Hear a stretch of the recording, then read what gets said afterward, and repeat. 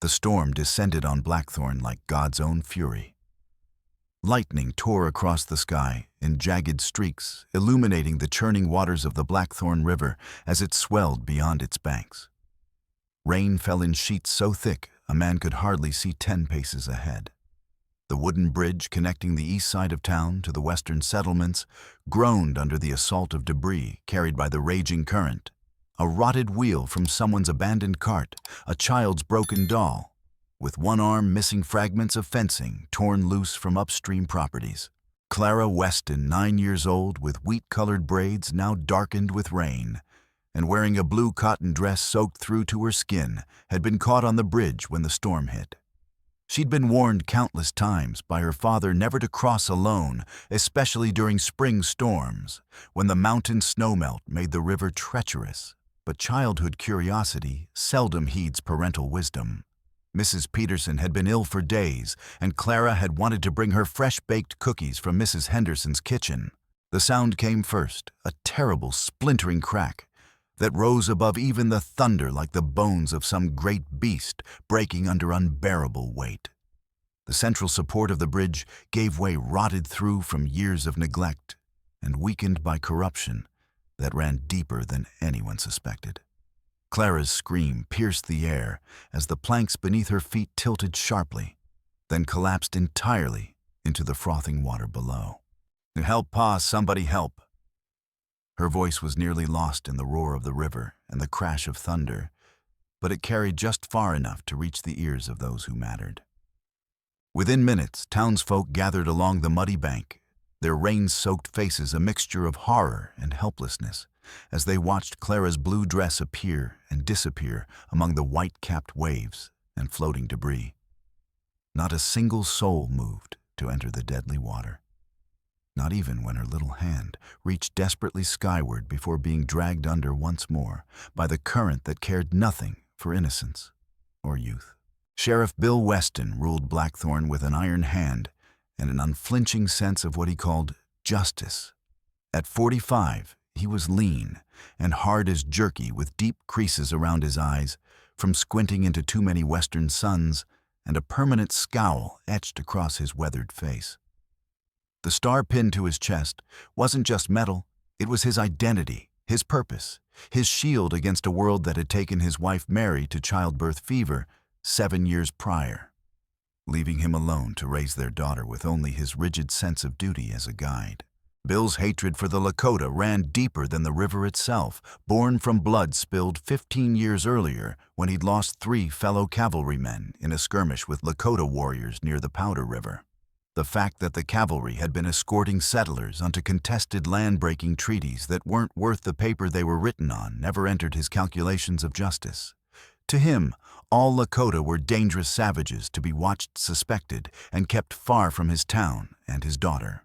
Clara had inherited none of her father's prejudice, but all of his stubbornness. Small for her age, but fierce in spirit, she regularly slipped away from Miss Abigail's schoolhouse to explore the riverbanks and woods, collecting unusual feathers, smooth river stones, and occasionally catching glimpses of the Lakota, who sometimes passed near town on hunting expeditions or to trade with the few merchants who didn't share the sheriff's views. "She's going to drown," whispered Sarah Collins, the blacksmith's wife, clutching her shawl tight around her shoulders as the rain pelted down with increasing fury. "Lord, have mercy on that poor child."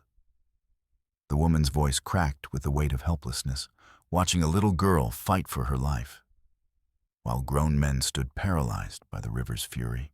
Among the gathering crowd, tensions ran high as people pointed fingers and assigned blame.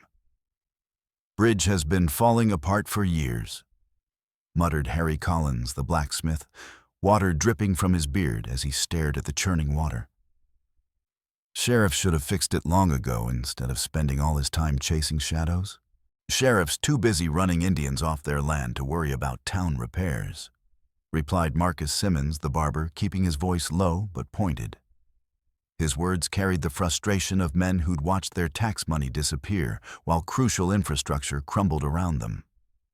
Not far from the gathering crowd walked Chaska, a Lakota warrior of 27 winters, whose people called him First Son.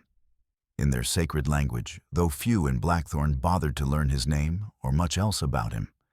Tall and powerful, with obsidian eyes that missed nothing and hands scarred from years of hunting and warfare, Chaska carried a heavy bundle of premium hardwood strapped to his back, carefully selected timber he'd planned to trade with Old Man Turner, one of the few townspeople willing to conduct honest business with the Lakota. Chaska had learned English from missionaries as a boy, and spoke it better than many of the white settlers, though he often chose silence when in town, finding it easier to endure the suspicious glares and muttered insults without engaging. His father, a respected elder named Standing Bear, had taught him that a warrior's true strength lay not in fighting every battle that presented itself, but in choosing wisely which battles deserved his courage and which deserved his forbearance. As he approached the river, crossing the bundle of valuable trade goods heavy on his shoulders, he heard the crowd's agitation and a child's terrified screams cutting through the storm. Instinctively, he dropped his precious bundle wood that had taken him days to select and prepare and moved closer to investigate. The sight that greeted him made his warrior's blood run cold. A small girl struggling desperately in the flood-swollen river, while dozens of adults stood helplessly on the bank. Among the onlookers stood Mrs. Eleanor Hadley, a determined widow of 40, whose husband Thomas had drowned 3 years earlier when a poorly maintained ferry capsized on this very stretch of river. Since that tragedy, she had become the town's most persistent voice for infrastructure improvements and its most consistently ignored resident. Inside her rain-soaked satchel protected by oiled cloth lay her latest petition demanding bridge repairs, bearing 23 signatures from concerned citizens who understood the danger. "I told them," she muttered through gritted teeth, clutching the petition with white knuckles as rain ran down her face in rivers. "At the town meeting this very morning, I told them someone would die if they didn't act. But would they listen to a mere widow woman?"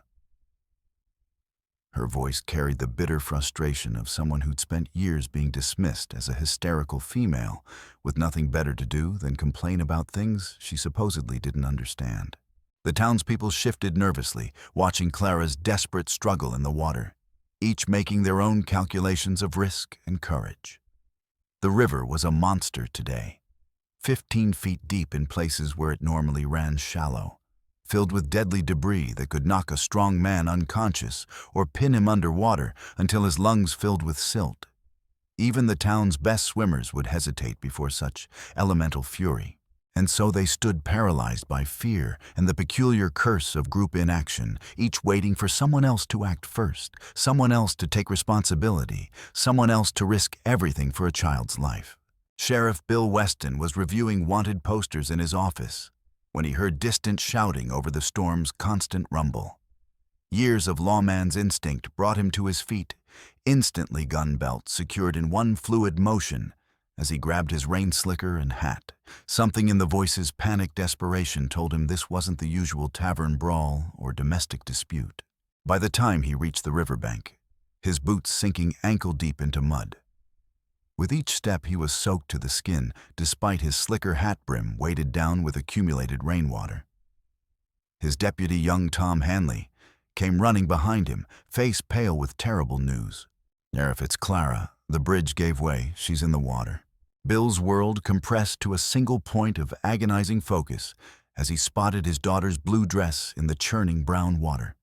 The crowd parted instantly as he charged toward the edge of the bank, his father's heart overriding every other consideration. Without conscious thought, he shed his gun belt and prepared to leap into the flood. "Bill, don't." Old Doc Peterson grabbed his arm with surprising strength for a man past 70. "Current's too strong, you'll both drown, and then who'll help her?" "Ice, that's my daughter." Bill roared, struggling against the doctor's grip, while his heart hammered against his ribs like a caged bird. Each beat echoed the terror he felt, watching Clara disappear briefly beneath the surface, before struggling back up her small face, a mask of exhaustion and fear. "And you're no swimmer," the doctor shouted back, his weathered hands surprisingly strong as he held the sheriff back. You jump in there with no plan, and we lose you both. Think like a lawman, not just a father." The brutal truth of it struck Bill like a physical blow. He was indeed a poor swimmer, having grown up in the dry plains of Kansas, where the nearest water was often a day's ride away. Mary had always said she'd teach Clara proper swimming when she got older, but fever had taken her away before those lessons could begin. "Get me ropes," Bill ordered, his voice cracking with barely controlled desperation. "Someone ride downstream and set up another rescue point. Move, damn you all." His commands carried the authority of 15 years wearing a badge, but his voice betrayed the naked terror of a father watching his child face death. The townspeople scrambled to obey, but it was painfully clear that any help they could organize would come too late. Clara had already been swept 30 yards downstream, her small head barely visible above the debris-filled water. Every time she disappeared beneath the surface, precious seconds stretched like hours until she emerged again, gasping and crying, her strength visibly ebbing with each struggle. That's when Chaska stepped forward from the back of the crowd. He had been watching silently, assessing the situation with the calm clarity that had kept him alive through 19 summers as a hunter and warrior. The white men's paralysis didn't surprise him. He'd seen it before in battle when fear froze men's minds and made them forget their training. Without a word, he stripped off his heavy leather vest and removed his knife, dropping both valuable possessions onto the muddy bank where anyone could steal them. The cold rain struck his bare shoulders and chest, but he barely felt it, his mind already calculating the river's flow patterns, the girl's trajectory, and the optimal point of intercept. Sheriff Weston noticed the movement in his peripheral vision and instinctively reached for his absent gun when he recognized the Lakota warrior. What do you think you're—" But Chaska was already moving his powerful body, cutting through the air in a perfect dive that spoke of countless hours spent in rivers and lakes from childhood. The crowd gasped collectively as he disappeared beneath the roiling surface, leaving nothing but ripples to mark his entry point. "What's that red devil doing?" shouted someone from the back of the crowd, suspicion and prejudice evident even in this moment of crisis. "Trying to save the girl." Mrs. Hadley responded firmly, her voice cutting through the murmurs of doubt. "Which is more than the rest of you brave men are doing." Her words carried a sting of shame that made several of the onlookers shift uncomfortably. Bill Weston stood frozen at the water's edge, trapped between his deep-seated hatred for the Lakota and his terror for his daughter's life. He watched as Chaska's dark head emerged downstream, powerful arms cutting through the current with practiced efficiency as he angled toward Clara's struggling form. The irony wasn't lost on him that he might owe his daughter's life to one of the very people he'd spent years trying to drive from the territory. The river's ice-cold embrace shocked Chaska's system despite all his preparation and experience. The water was far colder than he'd anticipated spring melt from the high mountains, mixing with the storm runoff to create a bone-deep chill that immediately began sapping his strength. His muscles seized momentarily breath, catching painfully in his chest as the temperature difference assaulted every nerve. He had perhaps minutes, not hours, before hypothermia would begin affecting his coordination and judgment. Drawing on techniques his uncle Two Rivers had drilled into him since childhood, Chaska oriented himself in the chaotic current. Each summer from age 5, the old man had thrown him into the fastest, most dangerous parts of their sacred river, teaching him to read water like other men read tracks in dust. "Water always tells you where it wants to go, nephew." Two Rivers had said, his weathered hands gentle despite his harsh teaching methods. A wise man listens with his whole body and uses the river's power instead of fighting it. Now, with a child's life hanging in the balance, Chaska listened with every fiber of his being. He felt the main current's relentless pull on the subtle eddies that could trap an unwary swimmer, the dangerous undertows that had claimed so many lives over the years. Through the murky water, he could see Clara 20 yards ahead, her blonde hair visible like a beacon when she managed to surface between desperate gasps for air. Her thin arms flailed weakly, each movement sapping what little energy she had left. Fighting the current directly would be not just futile, but fatal. Instead, he moved with the flow, but at a calculated angle, using his superior strength and knowledge to gradually close the distance. With powerful strokes that sent pain through his already cold, shocked muscles, he began the deadly race against time current and the hypothermia that threatened to claim them both. After swimming 10 yards through the turbulent water, his lungs burned desperately for air, and the current proved stronger than even his experienced assessment had predicted. Each stroke required more effort than his trained body was accustomed to, giving the river seeming to actively resist his rescue attempt. But Clara was closer now, close enough that he could see the raw terror in her young eyes when she managed to keep her head above the surface. Clara saw the strange man approaching through the water, and her eyes widened with a different kind of fear. To her 9-year-old mind, raised on her father's warnings and the town's pervasive prejudice, he was one of the dangerous savages she'd been taught to avoid. Despite her desperate situation, she actually tried to swim away from him, her panicked movements driving her deeper underwater and closer to drowning. "Our be still, little one," Chaska called out in English, his voice nearly lost in the wind and rushing water. He tried again, louder, using the gentlest tone he could manage while fighting the current. "I am here to help you. Do not be afraid." Whether it was his words penetrating her panic or simply the exhaustion that made further resistance impossible, Clara's frantic struggles gradually lessened. 10 yards separated them now, but the river had other plans for this rescue. A massive section of storm-damaged fencing torn loose from someone's property upstream came tumbling through the water, directly between them 6 feet of wooden planking. With rusty nails protruding like fangs, spinning in the current, like some medieval weapon designed specifically for destruction, Chaska saw the deadly obstacle bearing down on them and made a split-second decision. Taking the deepest breath his burning lungs could manage, he dove beneath the surface, the roar of the river becoming a muffled thunder in his ears. The underwater world was a chaos of debris and churning sediment that reduced visibility to mere inches. Sharp fragments scraped against his skin as he swam beneath the spinning fence section, and one particularly cruel nail caught his left shoulder, tearing a 3-inch gash that immediately bloomed with blood in the murky water. His lungs screamed for air, chest burning with the need to breathe, but he pushed onward through the underwater obstacle course. When he finally surfaced with a desperate gasp, precious seconds had passed, but he was now just 3 yards from Clara, close enough to see the exhaustion and hypothermia beginning to take their toll on the child. "Reach for me," he shouted, extending his arm as far as his wounded shoulder would allow, blood from his injury streaming down his arm and diluting in the brown river water. Clara tried to comply, her small arm stretching toward his with desperate hope. But a sudden surge in the current caused by another tree falling upstream pulled her under just as their fingertips nearly touched. The cruel irony of being so close to rescue, only to have it snatched away, might have broken a lesser man's spirit. Chaska dove instantly, searching blindly in the murky water with growing desperation.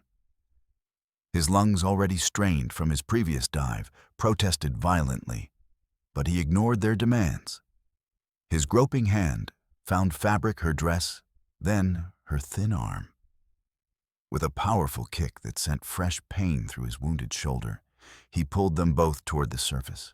Clara emerged, sputtering and coughing up river water, but wonderfully, miraculously alive. Her eyes were wide with terror, but also with the dawning realization that this strange man was indeed trying to save her, not harm her. Chaska managed to position himself so that her head remained above water against his uninjured shoulder, while he attempted to navigate them both toward the distant bank. The girl weighed almost nothing on dry land, but in the water with her soaked clothes creating drag, and the current fighting his every movement, keeping her safe, required tremendous effort. Each yard gained toward shore came at the cost of exhausting struggle against the river's relentless determination to drag them further downstream toward even greater dangers. Just breathe. He instructed her, feeling her small body trembling violently against his as hypothermia began claiming them both. Hold on to me, and do not let go no matter what happens. Their progress was agonizingly slow. Every yard gained toward safety was met with the current's vicious resistance, and sharp branches, carried by the flood, slammed into Chaska's back and legs with bruising force. One substantial piece of debris, what looked like part of a barn door, struck his wounded shoulder with such violence that he nearly lost his grip on Clara. The impact sent waves of agony down his arm like liquid fire, and for a moment his vision tunneled dangerously. Through sheer force of will, he maintained his hold on the child and his orientation toward shore, even as he tasted blood where he'd bitten his tongue to keep from crying out. The last thing Clara needed was to sense his pain and panic. From the bank, the crowd had begun moving along the river's edge, following their progress with growing anxiety. Sheriff Weston was running ahead of them all, his boots sinking ankle-deep into the sucking mud, with each desperate stride shouting encouragements to his daughter that were lost in the storm's fury. His face was a mask of anguish as he watched the Lakota warrior, a man he'd spent years viewing as an enemy, risking everything to save the most precious thing in his world. "Hold on, baby." Bill screamed, his voice cracking with raw emotion. "Just hold on, we're going to get you out of there." But even as he spoke the words, he could see how the current was winning, dragging the pair inexorably downstream toward even greater dangers. "They're heading for Miller's Bend," shouted Deputy Hanley, pointing downstream where the river curved sharply around a rocky outcropping. "If they get caught in the whirlpool there—" He didn't need to finish the sentence. Everyone in Blackthorn knew that the deep, swirling pool at Miller's Bend had claimed 5 lives in the past decade. Its spinning current dragged swimmers down to the riverbed, where submerged tree roots and abandoned farming equipment created an underwater death trap that rarely released its victims. Sheriff Weston's face went ashen at the deputy's words. Cut through Peterson's field. He ordered the men following him, his voice hoarse with desperation. "We need to get ahead of them before they reach the bend." The crowd split, some continuing along the increasingly treacherous riverbank, while others followed the sheriff on a muddy shortcut through the sodden fields. Their boots sank deep into the rain-soaked earth, with each step the sucking mud seeming determined to hold them back when speed was most crucial. The rain continued to fall in sheets, turning the ground into a treacherous swamp that made every step a battle. In the water, Chaska fought desperately to maintain his orientation as they were swept toward the dangerous curve in the river. His body was beginning to betray him, the cold seeping into his core like a living thing, slowing his thoughts and making his movements increasingly uncoordinated. The wound on his shoulder continued bleeding steadily, each heartbeat pumping more of his strength into the muddy water. Clara clung to him with what little strength remained in her small arms, her body shivering so violently that he could feel her muscles spasming against his chest. Her lips had taken on a blue tinge that worried him more than his own condition. Children succumb to hypothermia faster than adults, and she'd been in the water longer than him. "Stay awake," he commanded her, his voice harsher than intended as he struggled for each breath. "Talk to me. Tell me your name." "Clara W. Weston," she managed through chattering teeth, her voice barely a whisper. The sheriff's daughter, Chaska, said, understanding dawning even through his hypothermic haze. No wonder the entire town had mobilized. They were trying to save the child of the man who'd made no secret of wanting to drive all Lakota from the territory. The bitter irony wasn't lost on him, even in his current condition. "I am Chaska. I promise I will not let you drown, Clara Weston." After 25 minutes in the frigid water, Chaska's body was rapidly approaching its limits. His movements had grown sluggish, his thoughts disconnected and dreamlike. Only years of warrior training and iron discipline kept him focused on the singular task: keep the girl's head above water, keep moving toward shore. Everything else, the grinding pain, the bone-deep cold, the crushing exhaustion, he pushed into a distant corner of his mind, where it couldn't interfere with survival. On the bank, dangerous tensions were building among the rescue party as they struggled through the mud trying to stay parallel with the pair in the water. Jed Miller, a failed farmer with perpetual whiskey breath and a soul-deep hatred of all native people, had joined the group with a rifle slung over his shoulder. His hatred stemmed from losing both his land claim and his teenage son in a boundary dispute with the Lakota 5 years earlier, a conflict that most objective observers agreed Jed had instigated through his own greed and prejudice. How do we know that Red Bastard isn't taking her to his people? Jed spat, his words slurred, despite the early hour whiskey being his solution to most of life's problems. Could be this whole thing was planned, an abduction, not a rescue? Shut your fool mouth, Miller. Mrs. Hadley snapped as she struggled to keep pace with the younger, stronger men, her skirts hampering her progress through the muddy field. That man is risking his life while you're just running your tongue and accomplishing nothing. But Jed's poisonous words found fertile ground among some of the other men, particularly those who'd had previous conflicts with the Lakota over hunting grounds, trading disputes, or simple prejudice passed down through generations of mistrust. Sheriffs spent years keeping Indians away from town for good reason, muttered Thomas Reed, a cattle rancher who'd lost stock in raids the previous winter, though whether the thieves had been Lakota or white rustlers had never been determined.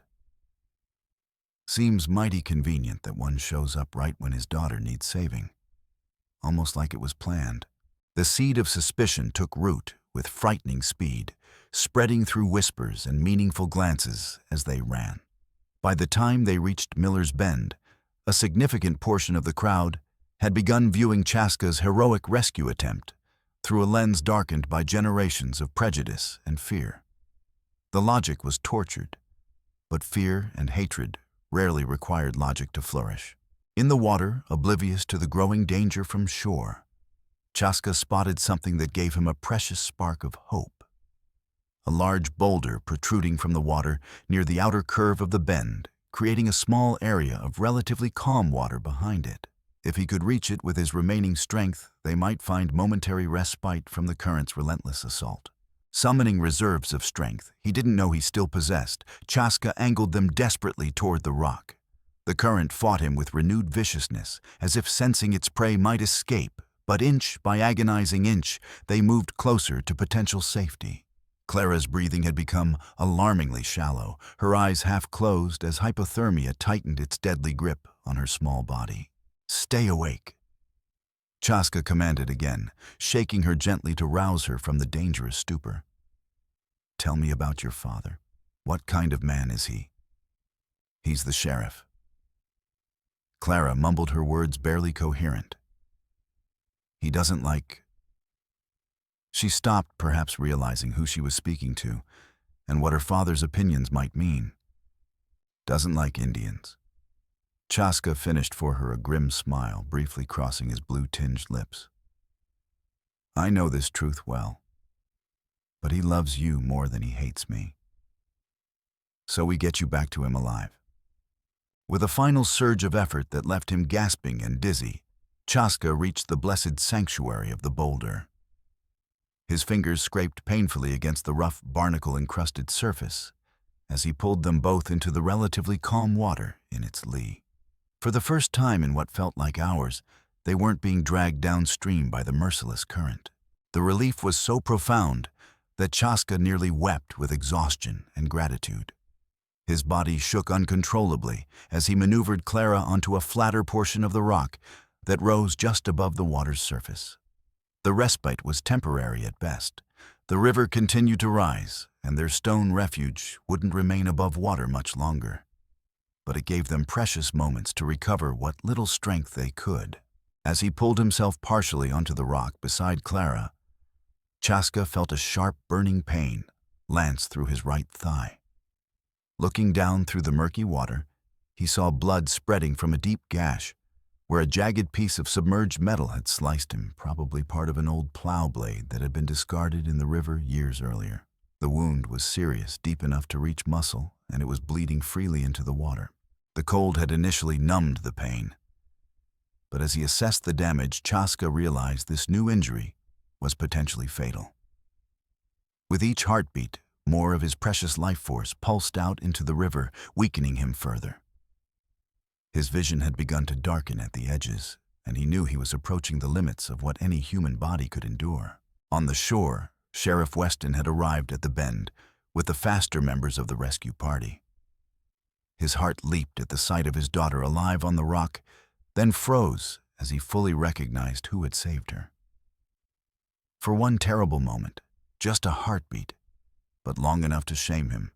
Later, he felt the familiar hatred rise in his chest at the sight of a Lakota warrior so close to his precious child. Then he saw the blood in the water and around them dark streams flowing from multiple wounds, and something fundamental shifted inside Bill Weston's hardened heart. This man, this savage he'd spent years demonizing, was bleeding his life away to save Clara. "Clara!" Bill shouted across the water, his voice cracking with emotion. "Hold on, baby. We're going to get you out of there." Clara weakly raised her head at her father's voice, attempting to wave, but lacking the strength to lift her arm more than a few inches. The sight of her pale blue-tinged face sent a knife of pure terror through her father's heart. "Get me a rope," Bill ordered, desperately turning to the men behind him. "We need to get them off that rock before the water rises any higher." But before anyone could respond, Jed Miller pushed through the crowd, his rifle now in his hands, instead of slung over his shoulder. Several other armed men flanked him, friends who shared his twisted worldview and had been inflamed by his poisonous suggestions during their muddy race to the riverbank. "Before that savage slits her throat, you mean?" Jed snarled, raising the weapon to his shoulder. His bloodshot eyes showed no trace of reason, only the kind of hatred that had festered for years like an infected wound. "Put that gun down, Miller." Bill growled instinctively, moving toward the armed man, even though he'd left his own weapon behind. "He's got my daughter." "Exactly my point, Sheriff." Jed replied, his finger moving to the trigger. "That red devil's got your little girl right where he wants her. Perfect hostage. Perfect bait to lure you into trusting him." Deputy Frank Colton, Sheriff Weston's trusted second-in-command for the past 5 years, had arrived with the main group and now stepped forward. But instead of immediately supporting his superior's orders, Colton hesitated, his expression troubled as he studied the scene. Sheriff Colton said carefully, "Maybe we should consider all possibilities here. That bridge collapse was awfully convenient timing, and now we've got a Lakota warrior with your daughter in a position where we can't reach them." His words carried the subtle poison of suggestion, planting seeds of doubt in minds already prepared by years of prejudice. Frank Colton was a lean man in his 30s, with pale eyes and a thin mustache that he constantly touched when nervous, a habit he was indulging heavily now. Unknown to Sheriff Weston or anyone else in Blackthorn, Colton had been systematically embezzling funds allocated for town improvements, including the bridge repairs that might have prevented this entire tragedy. The guilt gnawed at him constantly, but not enough to confess or make restitution.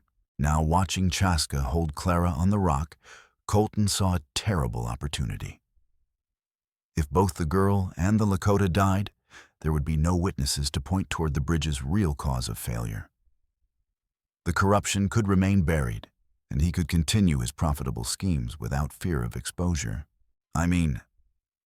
Colton continued, his voice carefully neutral. "We don't really know this Indian's intentions. Could be he's planning to use Clara as leverage or to disappear with her into the wilderness. Might be safer to end this before it goes any further." Sheriff Weston's face darkened with confusion and growing suspicion. Frank had always been his most trusted deputy, the man he relied on for level-headed advice in difficult situations. But something about this suggestion felt wrong, horribly fundamentally wrong. Bill said slowly, "That man jumped into a raging river to save my daughter. He's bleeding from multiple wounds. What possible advantage could he gain from this?" But Jed Miller was beyond reasoning. his hatred inflamed by what he saw as official sanction for his violent impulses.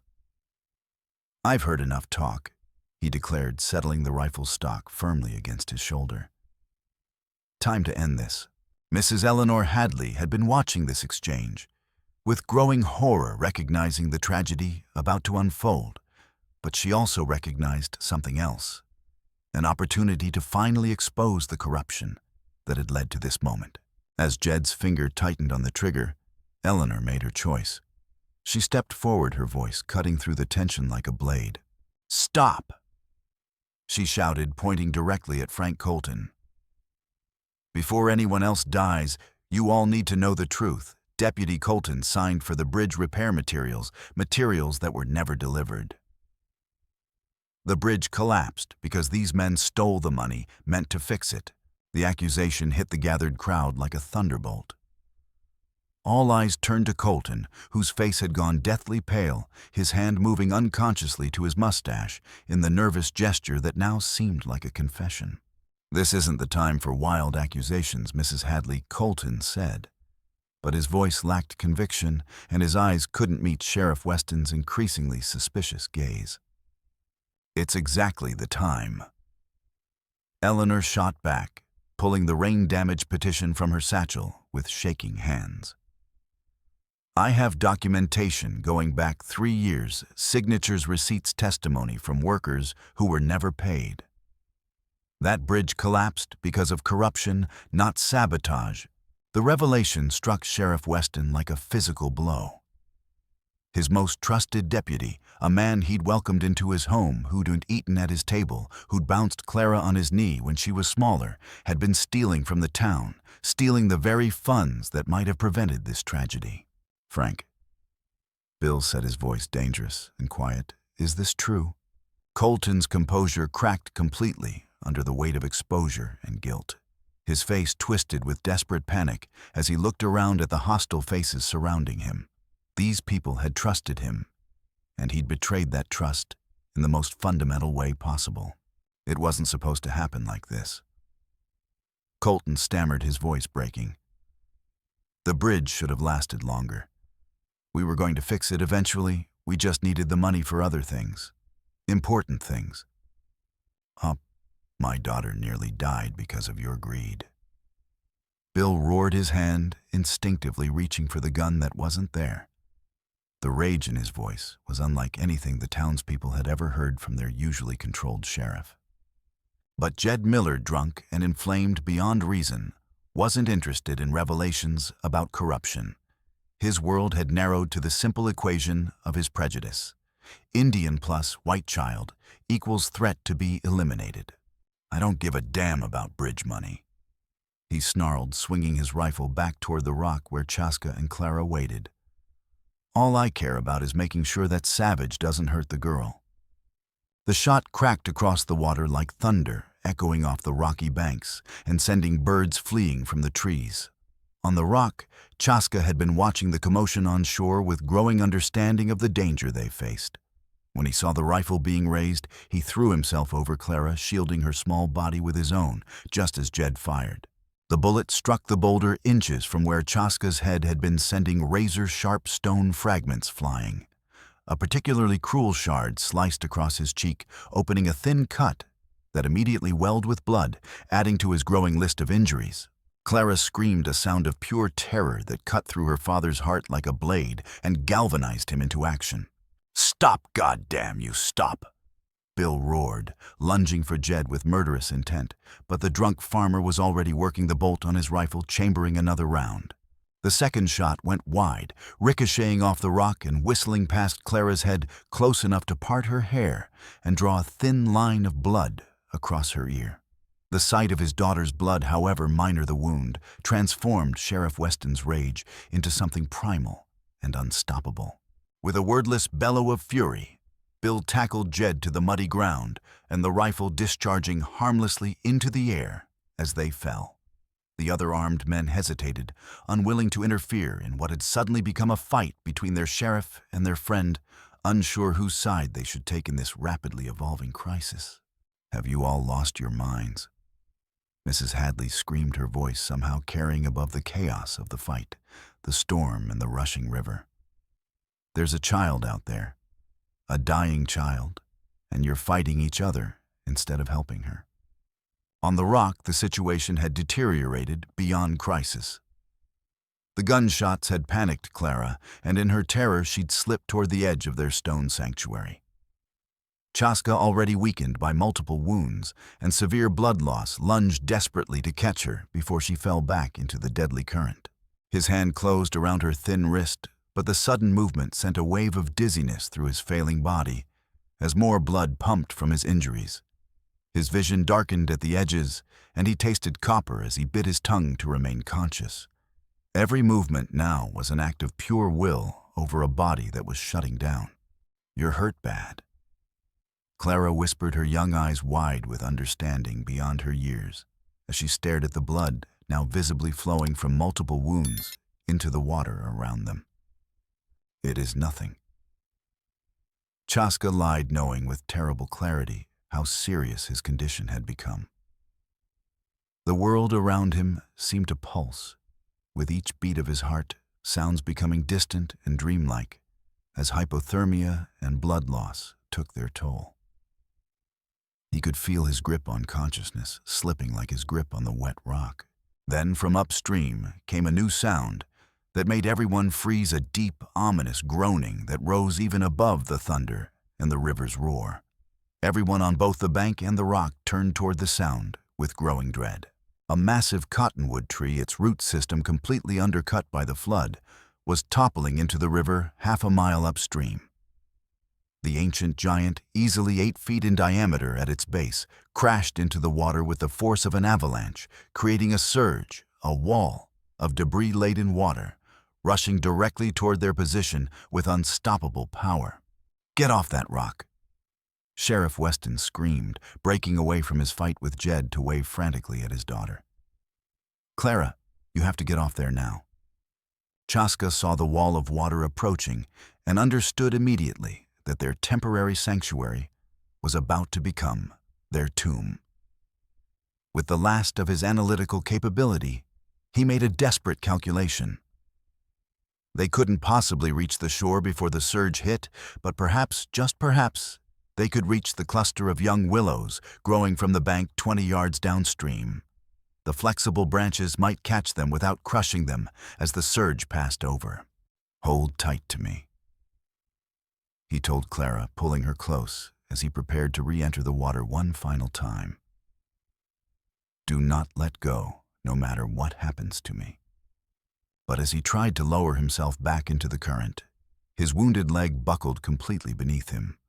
Agony lanced through his body like lightning, and for a terrible moment his vision went completely black. When it cleared, he found Clara staring at him with the kind of understanding that no child should ever possess. "You can't swim anymore," she said with heartbreaking simplicity. Chaska looked at the approaching wall of destruction, then back at the brave little girl who'd become his responsibility. His leg was essentially useless now, a dead weight that would drag them both down. His vision swam with each movement consciousness, threatening to abandon him entirely. But his warrior's spirit, the core of strength his father had forged in him through years of training and hardship, refused to accept defeat. Clara Weston would not die while he still drew breath, even if that breath came in increasingly ragged gasps. "Climb onto my back," he ordered, turning to offer his shoulders to the girl despite knowing it might be a death sentence for them both. Clara hesitated, her young mind processing their desperate situation with remarkable clarity, despite her exhaustion and fear. "You're too hurt. If I get on your back, we'll both drown. Then we drown fighting." Chaska replied with a smile that held no fear, only the peaceful acceptance of a warrior who had chosen his death with honor. "Climb on, brave girl." From the bank, the desperate crowd watched as the surge approached the boulder with terrifying speed. Sheriff Weston had stripped off his coat and boots, preparing to throw himself into the flood, despite knowing he'd likely drown before reaching them. His paternal instincts had completely overridden his survival instincts. "Oh, Bill, don't." Deputy Hanley grabbed his arm with both hands, recognizing the futility of the gesture. You can't help them if you're dead too. I can't just watch her die. Bill roared, his voice breaking with anguish as he struggled against the younger man's grip. Every fiber of his being screamed to go to his daughter, but the rational part of his mind knew the deputy was right. The current would claim him long before he could reach them.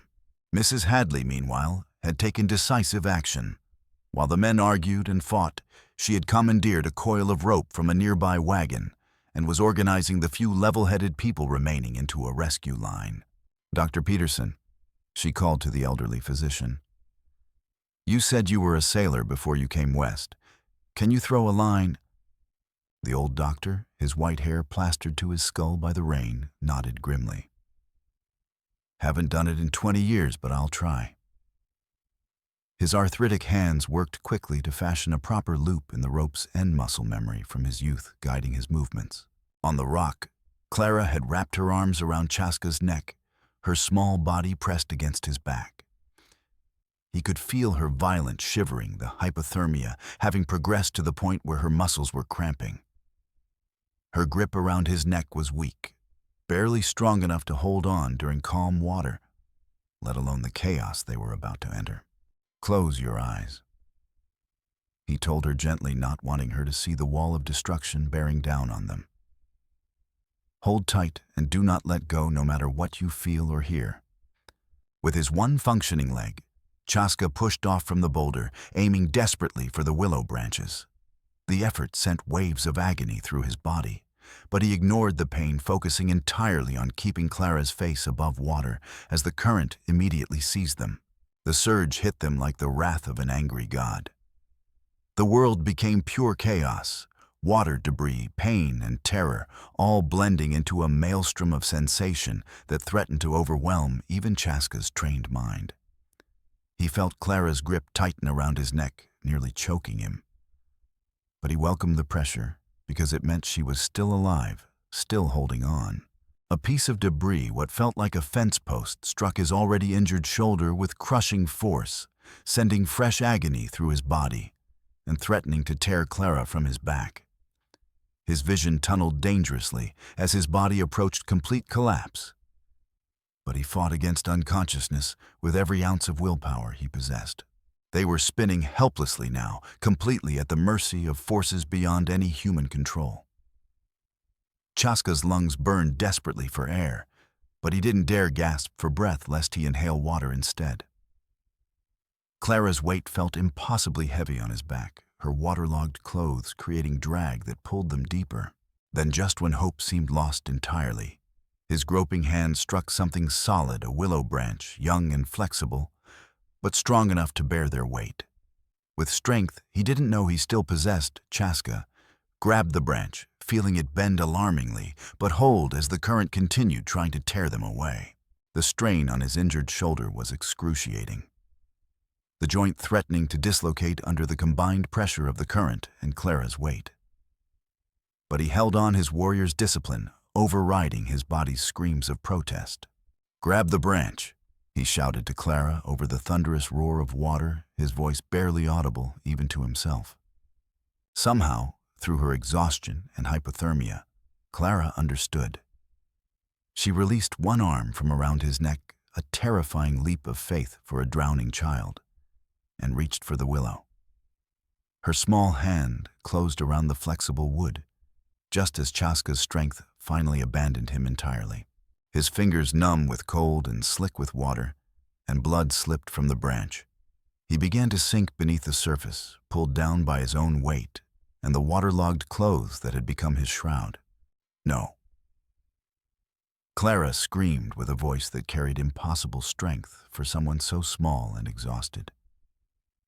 Somehow she maintained her grip on both the branch and Chaska's shirt collar, her small hands becoming the only thing standing between the warrior and death. Despite her own exhaustion, despite the hypothermia making her muscles cramp and seize, the 9-year-old girl found reserves of strength and determination that amazed the adults watching from shore. Her grip on Chaska's collar wasn't strong enough to pull him up, but it was enough to keep his head just above water, just enough to keep him breathing. On the bank, Sheriff Weston had broken free from his deputy's restraining grip and was running downstream toward the willow tree, followed by anyone still capable of helping. They waded into the dangerous shallows, reaching desperately toward the pair, but still falling short of being able to assist. Dr. Peterson, meanwhile, was preparing his rope throw with the careful precision of a much younger man.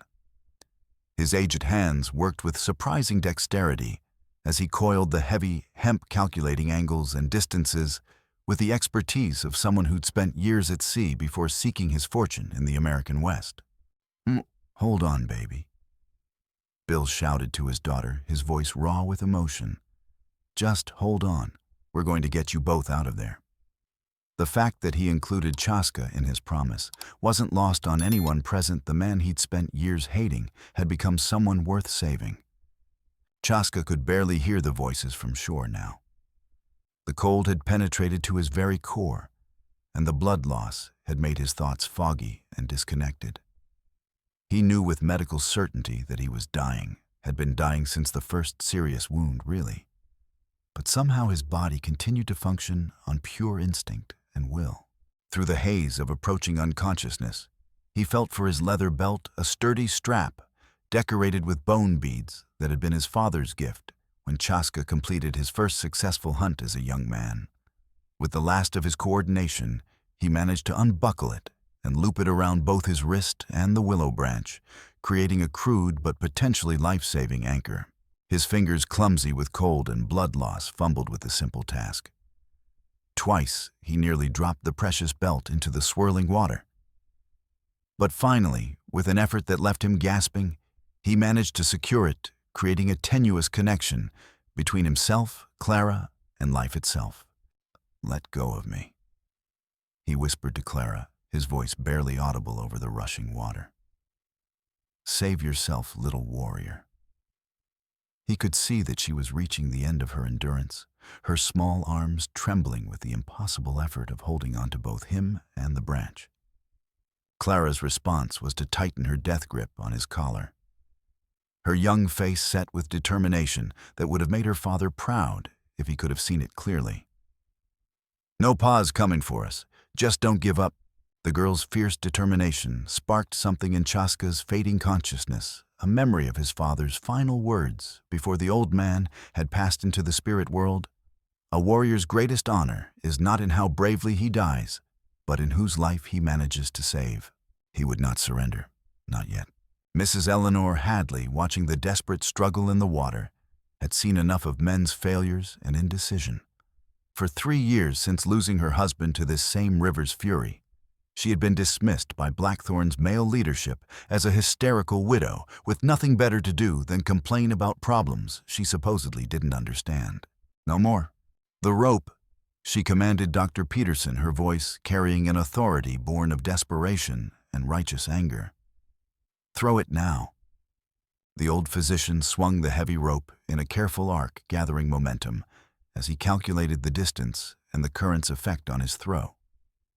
His aged shoulders protested the motion, sending sharp pains down both arms, but he ignored the discomfort and put everything he had into the cast.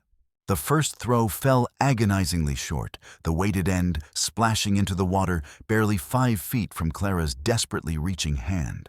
The current immediately seized the rope, pulling it away downstream before anyone could attempt a second try. "Pull it back," Eleanor ordered, her voice cutting through the crowd's despair like a blade. "We have more rope. Try again." As willing hands hauled the heavy waterlogged line back to shore, Eleanor turned to face the crowd that had gathered to watch the rescue attempt. Her eyes blazed with years of suppressed frustration and the moral clarity that comes from watching preventable tragedy unfold.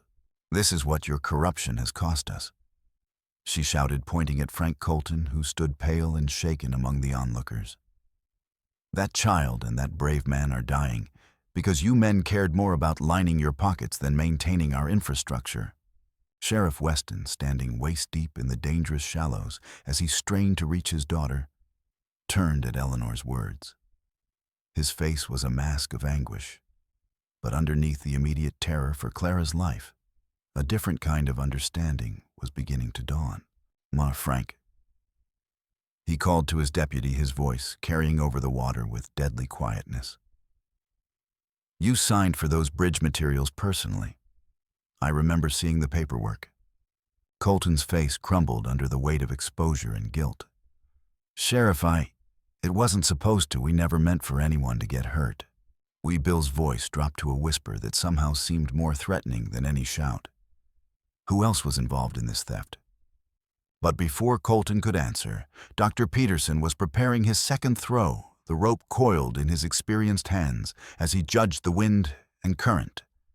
This time, his aim was true. The weighted end of the rope splashed into the water, just beyond Clara's reach, close enough that she could stretch for it. Clara saw the rope and understood immediately what she needed to do. But the choice was terrible. She would have to release her grip on either Chaska or the branch to reach for their salvation. If she chose wrong, they would both die. "I can't reach it," she cried, her small voice carrying her anguish across the water. "If I let go, the belt." Chaska managed to gasp, his consciousness flickering like a candle in the wind. "Belt will hold me." "Take the rope." Clara looked down and saw the leather belt looped around Chaska's wrist and the branch's improvised anchor that might just keep him afloat long enough for rescue. Taking the biggest leap of faith in her young life, she released her grip on his collar and lunged for the rope. Her small fingers closed around the rough hemp just as the current tried to pull it away. The rope burned her palms as she gripped it desperately, but she held on with strength born of pure determination. "I've got it," she screamed toward shore. "I've got the rope. Pull us in." On shore, willing hands seized the rope and began hauling against the current's resistance. Sheriff Weston, standing in water up to his chest, now helped guide the rope as his daughter and her savior were slowly, carefully drawn towards safety. The current fought their rescue every inch of the way, the river seeming reluctant to give up its prizes. The rope stretched dangerously under the strain, and for terrifying moments, it seemed it might snap entirely. But inch by agonizing inch, the pair drew closer to shore and safety. Chaska's improvised belt anchor held, though the leather stretched alarmingly under the pressure. His consciousness faded in and out like a tide, but each time awareness returned, he could see that they were slightly closer to the reaching hands on shore. When they were finally close enough, Sheriff Weston and 3 other men waded deeper into the treacherous current to grab them bodily and drag them onto solid ground. Clara collapsed immediately, her small body racked with violent shivers as hypothermia and exhaustion took their toll. But she was alive, breathing safe. Chaska was lifted by many hands and carried to higher ground, his body limp and unresponsive. Dr. Peterson immediately knelt beside him, checking for pulse and breathing while others brought blankets and prepared the warmest, most sheltered spot they could find. "He's lost a lot of blood," the doctor announced grimly, his experienced hands examining the multiple wounds. "That leg injury particularly, it's gone deep into the muscle. And he's severely hypothermic. It'll be touch and go." "Pa," Clara called weakly from where Mrs. Hadley was wrapping her in dry blankets. "Is he going to live? He saved me, Pa. He jumped in the water and saved me." Sheriff Bill Weston knelt beside his daughter, his weathered hands gentle as he brushed wet hair from her forehead. The relief of having her safe was so overwhelming that tears ran freely down his face, mixing with the rain that continued to fall. "I know, baby," he said softly. "I saw what he did. He's a hero." The word hero applied to a Lakota warrior felt strange on Bill's lips after years of viewing all Native people as threats to be eliminated. But as he looked at Chaska's unconscious form, bleeding from multiple wounds suffered while saving the most precious thing in Bill's world, the sheriff felt something fundamental shift in his understanding. "They get him to the jail," Bill ordered, his voice carrying new authority. "It's the closest building with a proper bed and a stove for warmth." "The jail." Several voices protested simultaneously. "Sheriff, you can't seriously mean to..." That man risked his life to save my daughter." Bill replied, his tone brooking no argument. "He'll be treated with the respect he's earned, and anyone who has a problem with that can discuss it with me personally." His hand rested meaningfully on his gun belt, making his position crystal clear. As Chaska was carefully lifted and carried toward town, Clara insisted on walking beside the stretcher despite her own exhaustion.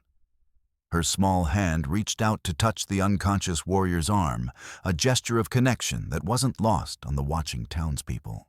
"Don't die," she whispered, her voice carrying the simple faith of a child who believed that wanting something badly enough could make it true. "Please don't die. I won't forget what you did." The procession that carried Chaska through Blackthorn's muddy streets was unlike anything the town had ever seen. Word of the rescue had spread quickly, drawing people from their homes despite the continuing storm. Some came out of genuine concern, others from curiosity, and a few, like Jed Miller's drinking companions, from lingering suspicion and hatred. But the majority of the crowd was beginning to understand that they had witnessed something extraordinary. A man they'd been taught to fear and despise had risked everything and nearly lost everything to save one of their children. The simple heroism of the act was impossible to deny, even for those whose prejudice ran deepest. At the jailhouse, Dr. Peterson worked with quiet efficiency to treat Chaska's wounds, while a fire blazed in the pot-bellied stove, slowly warming the stone-walled room. The leg injury required 15 stitches, and the shoulder wound another 8. Both cuts had gone deep enough to require careful attention to prevent infection. "He'll need constant care for the next few days," the doctor announced as he finished bandaging the wounds. "Infection is a real risk, and he's lost enough blood to make him very weak. But he's young and strong. If we can keep him warm and get some broth into him when he wakes up, he might just pull through." Sheriff Weston nodded, then turned to his deputy. "Tom, you're in charge of the prisoner's care. Make sure he has everything he needs." "Prisoner?" Deputy Hanley asked, confused by the terminology.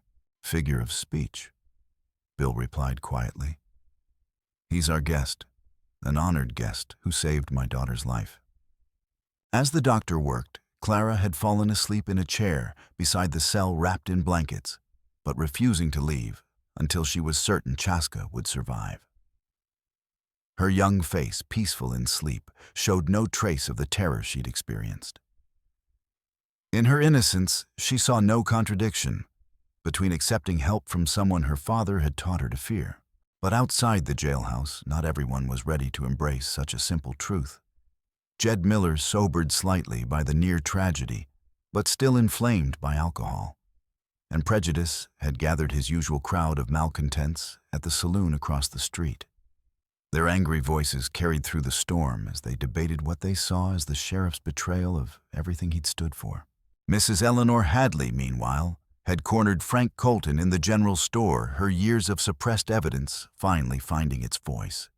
The deputy's confession of embezzlement had opened floodgates that couldn't be closed, and Eleanor was determined to see that justice was finally served. 3 years of stealing, she said, her voice steady and implacable as she laid out document after document. 3 years of taking money, meant to protect this town's people. That child nearly died because of your greed, Frank Colton. And that brave man nearly died saving her. Colton's face was ashen as he stared at the evidence of his crimes laid out in black and white. There was no denying it now, no deflecting blame or making excuses. The corruption was documented, witnessed, undeniable. "What happens now?" he asked weakly. "Now." Eleanor's smile was as sharp as winter wind. "Now you face the consequences of your choices. Sheriff Weston will decide your fate, assuming Jed Miller's crowd doesn't decide it for you first." As if summoned by her words, angry voices rose from the street outside. The crowd from the saloon had grown larger and more agitated, their alcohol-fueled courage making them bold enough to challenge authority they'd never dared confront before. Weston's lost his mind. Jed's slurred voice carried clearly. harboring a savage in our jail like he's some kind of hero. What's next, inviting the whole tribe to move into town? Sheriff Weston, hearing the commotion from inside the jailhouse, stepped out into the rain to face the growing mob. His hand rested casually on his gun butt as he surveyed the angry faces before him. "You men have something to say to me?" he asked quietly, his voice carrying the kind of calm that experienced lawmen learn to project when facing down trouble. "Damn right we do," Jed snarled, swaying slightly as he pointed toward the jailhouse. "That red devil in there, how do we know this whole thing wasn't planned? How do we know he wasn't working with others to kidnap Clara?" The accusation was so absurd that Bill almost laughed. "Miller, that man nearly died saving my daughter from a bridge that collapsed due to corruption, not sabotage. The only criminals here are the ones who stole the money meant to keep that bridge safe. That's what the widow woman claims," Thomas Reed interjected. "But how do we know she's not lying to protect her Indian friends?" The suggestion that Mrs. Hadley, a respected member of the community who'd lost her own husband to the river's dangers, would fabricate evidence was so offensive that it shocked even some of Jed's supporters. But prejudice and alcohol make men capable of believing almost anything that supports their hatred. The evidence speaks for itself. Bill replied, his voice growing harder. "Frank Colton has already confessed to embezzling the bridge repair funds. The facts are clear to anyone willing to see them." "Facts can be twisted," Jed shot back. "Indians are clever, everyone knows that. Could be this whole rescue was staged to make us trust them before they strike."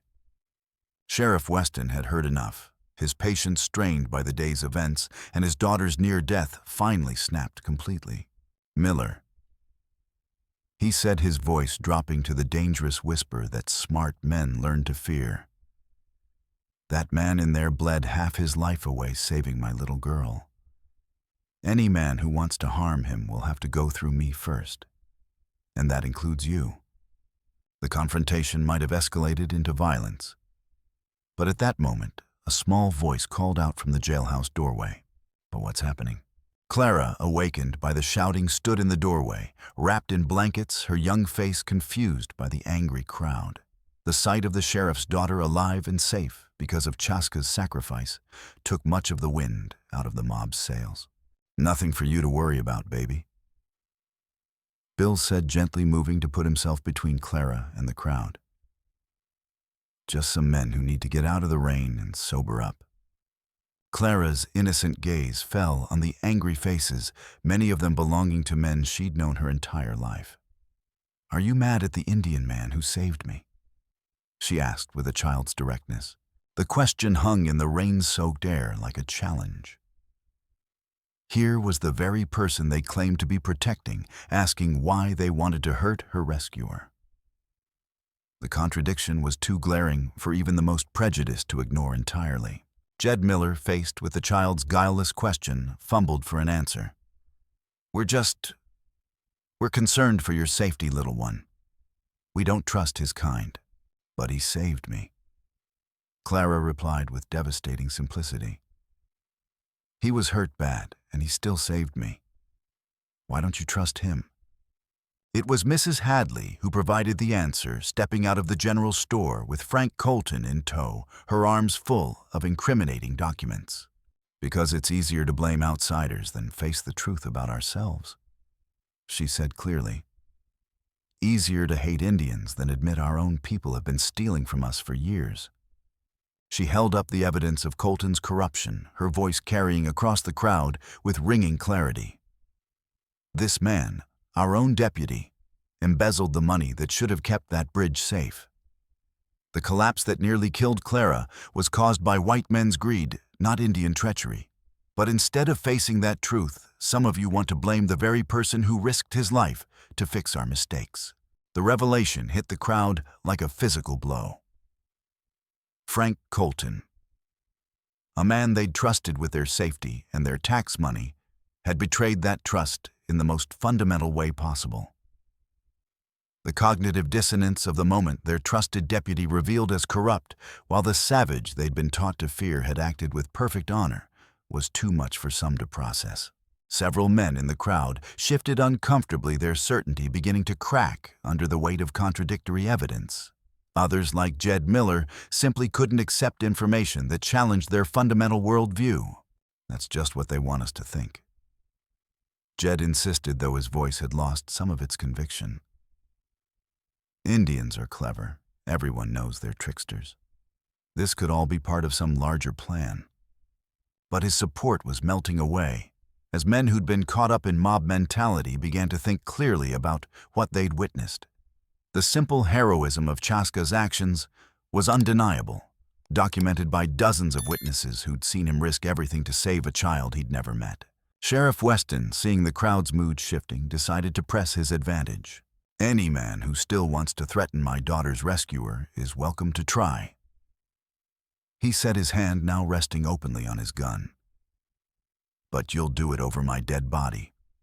That man in there is under my protection, and he'll have it for as long as he needs it." The confrontation gradually dissolved as the crowd began to disperse, some genuinely ashamed of their earlier bloodthirst, others still muttering but unwilling to face down an armed sheriff in defense of their prejudice. Jed Miller, abandoned by most of his supporters, eventually stumbled away into the rain, his hatred undiminished but temporarily impotent. As the street cleared, Bill Weston stood alone in the rain for a moment, processing the magnitude of what had happened. In the space of a few hours, his fundamental understanding of the world had been shaken to its core. The man he'd trusted most had betrayed him, while a man he'd been taught to hate had acted with perfect honor. Inside the jailhouse, Chaska was beginning to stir his consciousness, returning in fragments as warmth from the stove slowly chased the hypothermia from his system. His first clear awareness was of pain from his wounds, from his strained muscles, from the lingering cold that seemed to have settled into his very bones. The second thing he noticed was the sound of a child's breathing nearby. Opening his eyes with effort, he saw Clara sleeping in a chair beside his cell, wrapped in blankets and positioned so she could see him clearly. Even in sleep, her small hand was stretched toward him, as if maintaining some connection that might keep him anchored to life. "She wouldn't leave," came a quiet voice from across the room. Chaska turned his head, a movement that sent fresh pain through his neck and shoulders, to see Sheriff Weston sitting at his desk, cleaning his revolver with methodical precision. The lawman's face was unreadable, but his tone held none of the hostility Chaska had expected. "She is brave, child."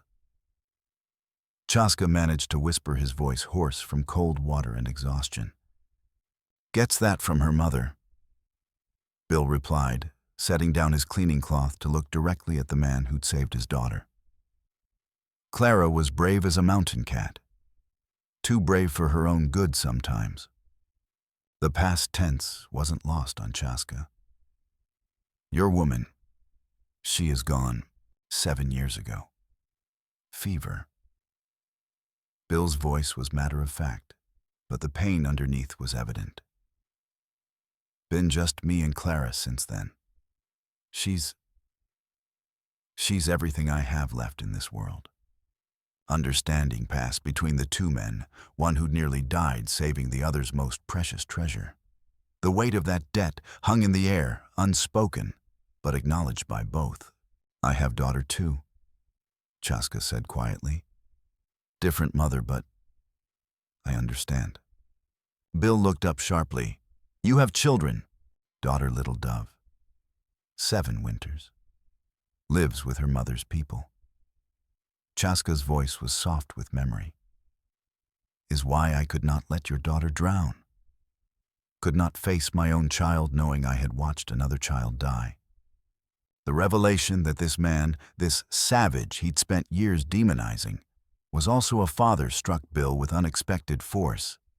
In his prejudice, he'd never considered that the Lakota were actual people, with families, fears, and love for their children that matched his own. "Now, where is she now?" Bill asked, genuine curiosity replacing suspicion. 2 days' ride north. Her mother's people winter near Standing Rock. Chaska's eyes moved to Clara's sleeping form. I was bringing wood to trade for her winter supplies. Good hardwood brings good price. Bill thought of the expensive bundle Chaska had abandoned to save Clara prime timber that would have fed and clothed his daughter through the harsh winter months ahead. The sacrifice had been even greater than anyone had realized. That wood you dropped, it's still there by the river. We'll make sure you get it back, Bill said quietly. Chaska nodded gratefully, then winced as the movement aggravated his shoulder wound. Thank you, but may not be able to travel for many days. Doctor says wounds are deep. You'll stay here until you're healed? Bill said firmly. It's the least I can do. In jail. There was no accusation in Chaska's voice, just quiet acceptance of what he assumed was inevitable. As my guest, Bill corrected. Free to leave whenever you're ready. And when you do go, you'll take supplies for the winter. Food, blankets, whatever you and your daughter need. The generosity was unexpected, and Chaska studied the sheriff's face for signs of deception. But he found only sincerity, and perhaps the beginning of respect. You do not have to. Yes, I do, Bill interrupted. That little girl sleeping there is alive because you were willing to die for her. A stranger's child, an enemy's child as far as you knew. There's no way I can ever repay that debt, but I can try. Clara stirred in her chair, awakened by the sound of voices. When she saw Chaska's eyes open, her face lit up with pure joy. You're awake, she said, careful to keep her voice low despite her excitement. I was so scared you were going to die. Are you feeling better? Does it hurt much? Chaska smiled, the first genuine smile Bill had ever seen on a Lakota face. It transformed his entire countenance, revealing warmth and humor that his stoic warrior's mask usually concealed. I feel much better now, little warrior, he said gently. You stayed to watch over me. Pa said you might be lonely when you woke up. Clara replied with the matter-of-fact kindness that was her nature. And I wanted to make sure you knew I was grateful. Mama always said we should say thank you properly when someone helps us. Your mama was wise, woman, Chaska agreed. You are welcome, Clara Weston. Was honored to help such brave girl. Bill watched this exchange with growing amazement. His daughter, raised in a town where anti-Indian sentiment was as common as Sunday service, was chatting comfortably with a Lakota warrior as if he were just another neighbor. There was no fear, no suspicion, just the natural human connection that prejudice worked so hard to prevent. Over the following days, as Chaska recovered from his injuries, the unlikely friendship between the warrior, the sheriff, and the little girl deepened. Clara spent hours at the jailhouse, bringing books to read aloud, and pestering Chaska with endless questions about his people, his daughter, and his life. Through these conversations, Bill began to understand that the Lakota were not the faceless enemy he'd imagined, but individuals with hopes, dreams, and problems much like his own. Chaska spoke of his concern for his people's future, the pressure of white settlement, and the challenges of maintaining traditional ways in a changing world. His insights were thoughtful, his concerns legitimate, his love for his daughter obvious and touching. Word of the sheriff's change in attitude spread quickly through Blackthorn, creating ripples of controversy and support in roughly equal measure. Some townspeople, inspired by Clara's near tragedy and Chaska's heroism, began questioning their own prejudices. Others, led by men like Jed Miller, saw Bill's new perspective as betrayal of everything they thought he stood for. Mrs. Eleanor Hadley, meanwhile, had been busy documenting the full extent of the corruption that had led to the bridge collapse. With Frank Colton's confession as a starting point, she'd uncovered a web of embezzlement and fraud involving several town officials. The stolen funds totaled nearly $3,000 a fortune in a small frontier town. Justice delayed is justice denied, she told Sheriff Weston as she delivered her final report.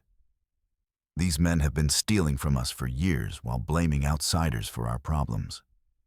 It's time they face the consequences of their actions."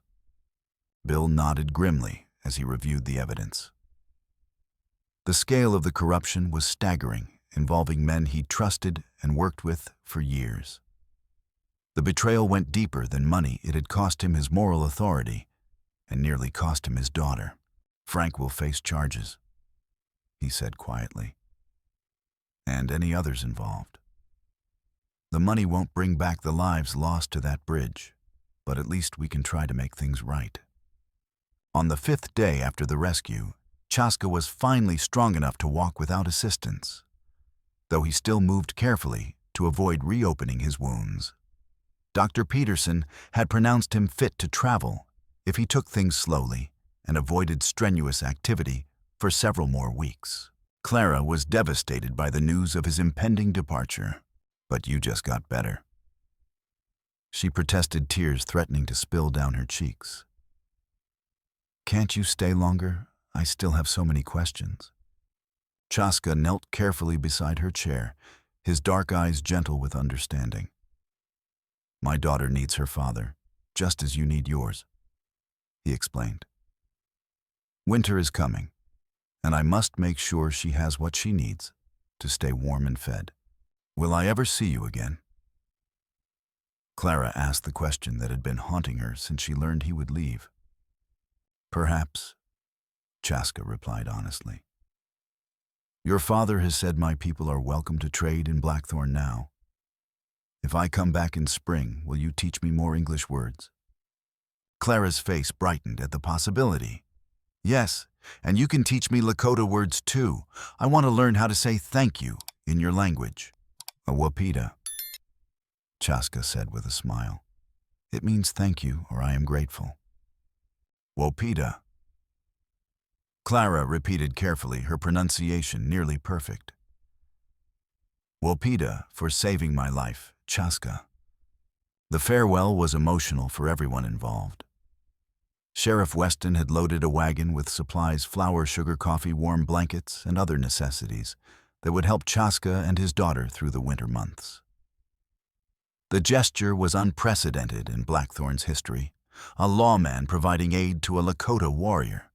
"This doesn't make up for years of mistrust," Bill said as he helped load the wagon. "But maybe it's a start towards something better." Chaska nodded, understanding the significance of the gesture. Change is hard for all people, but is necessary for survival. My daughter will know that there are good white men, just as your daughter knows there are good Lakota. As Chaska prepared to leave town, a small crowd had gathered to see him off. Some came out of curiosity, others out of genuine respect for what he'd done. Mrs. Hadley was there with a package of letters correspondence between her and officials in the territorial capital about the corruption case that was now making headlines across the region. These will help establish a legal foundation for prosecution, she explained, handing the documents to Sheriff Weston. Frank Colton and his accomplices won't escape justice just because they're white men in positions of authority. The systemic changes that followed Chaska's rescue of Clara transformed Blackthorn in ways both subtle and profound.